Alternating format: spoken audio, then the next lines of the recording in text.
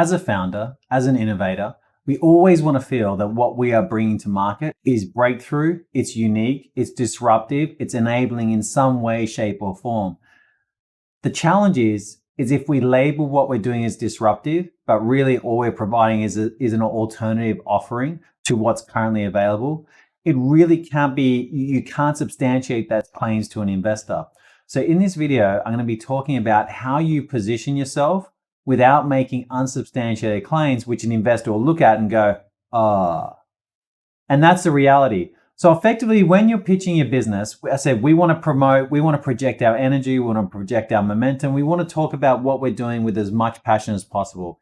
In our minds, what we are doing is breakthrough. In our minds, what we see the potential, we see the opportunity. We feel like this could become redefining a new category, right? We all feel like we want to be what Elon Musk is doing to the automotive industry. We want to feel like we're doing the same to our industry. The challenge is it's always not the case. Sometimes we're just providing an alternative product in a certain area, and people do have other options. So when we're using the words like we are disrupting you've got to really be able to substantiate that in some way, shape, or form, and not just be verifying that you're just providing another product or another solution. Like, it's got to show that it is breakthrough in some way, shape, or form.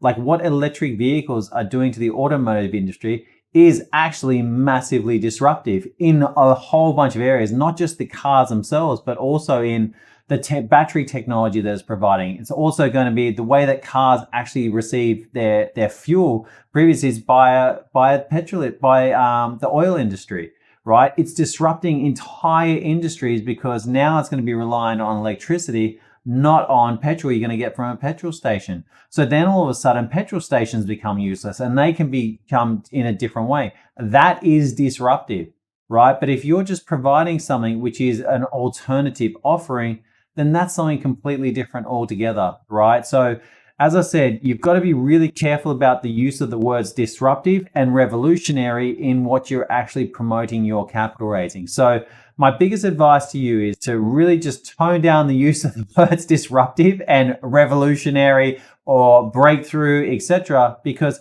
sometimes what we're doing is just providing an alternative solution or an alternative product to what's established in the marketplace. But as I said, I get that as a founder, we see the potential, we see how it's being disrupted, we see all that, right?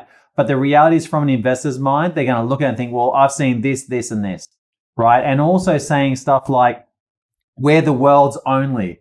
The reality is the investor would have seen 3 of what you think is the world's only that week. And that is very, very common in this space, right? It's just by nature said that often people are doing certain things of what you're doing at the exact same time. You just don't know about it, right? Because it hasn't been covered in the media, or you might not have found it online, or whatever it may be. You just don't know about it. So using the words like disrupting, revolutionary, breakthrough, world's only, etc., making those unsubstantiated claims for your capital raise does not work for you long term, because as I said, an investor will look at it, they will roll their eyes, and then they'll move on to the next opportunity.